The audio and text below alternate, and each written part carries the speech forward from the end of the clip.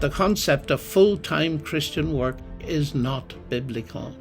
In fact, it can be dangerously misleading, since it implies that there's such a thing as part-time Christian work.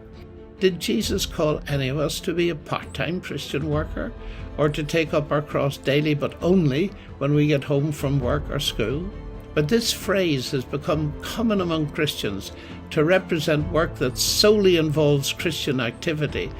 It's important because there's a danger lurking here, the danger of what is called the sacred-secular divide.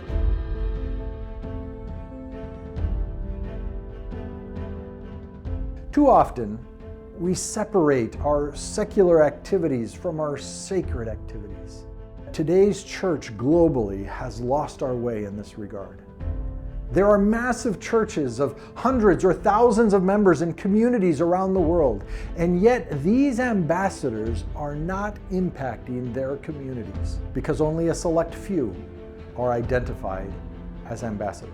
Most of us think of missions as traveling thousands of miles, leaving home, friends, and family behind to learn a new language and culture to share the gospel. That has been and will continue to be our focus. However, the most effective gospel witness or testimony is that of a believer with someone they know, living out the gospel before them and sharing the gospel with them.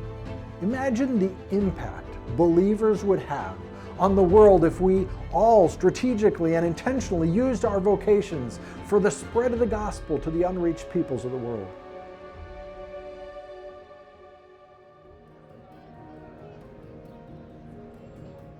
We're serving in a fairly large city in South Asia, and this is considered like a metropolitan city. The majority of the people we're interacting with at this time are young people, so either college or young professionals. Even though our primary focus right now is with church planning and young people, we do as much as we can with those who are in need, those in poverty, widows, orphans, etc.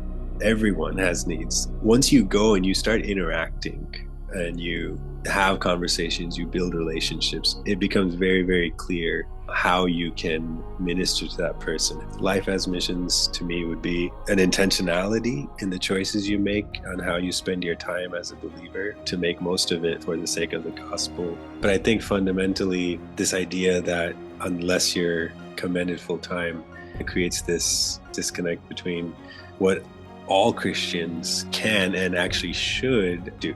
This thinking might make us less aware of opportunities.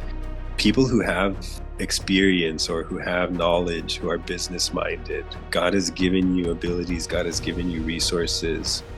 Using those skills, you create a business that itself, in every way possible, is being missional, is being a light, is being a witness for the gospel. I think it gives you an opportunity to connect with people, to relate to people, and then that obviously leads to some fantastic opportunities to witness.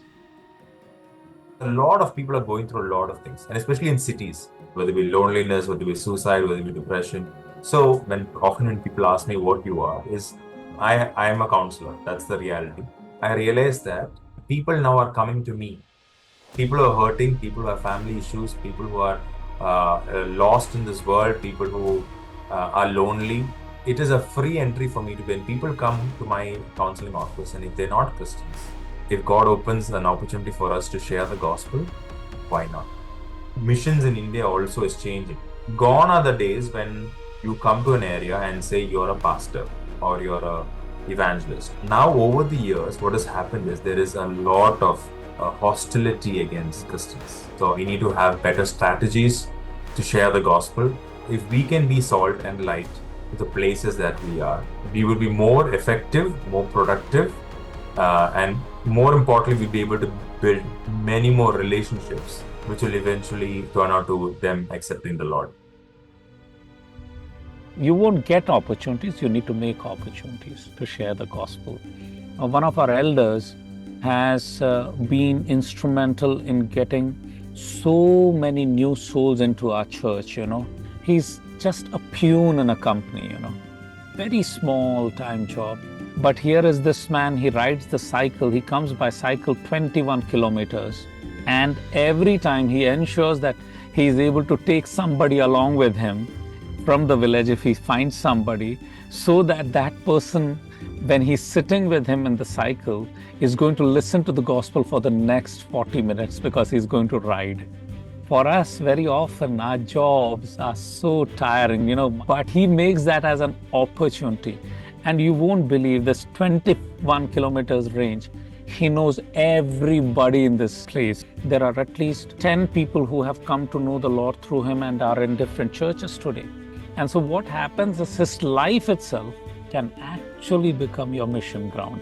I believe that everything that I have can be very resourcefully used for the Lord. And if you're able to do that, you strike a conversation.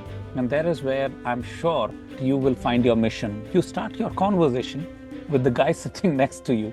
You'll find your mission there. As far as the Great Commission is concerned, it is just not only for the evangelists, It is for every believer to be practiced. There is no full-time workers or part-time workers in the mission field. Every person in Christ is a missionary, and every person without Christ is a mission field. That means around us, we have the mission field. Let us train our people to be a missionary in any situation, wherever you are. Take this as a challenge in our life so that we can share gospel. Our workplaces, our houses, our neighborhoods, our schools is an option for us to make it a mission space. We may not get opportunity to share the gospel to everyone, but at least they will remember us for how we have shown Christ in that community. Now it's the time for the young generation and the current generation to rise up and have the audacity to say that I believe in Christ.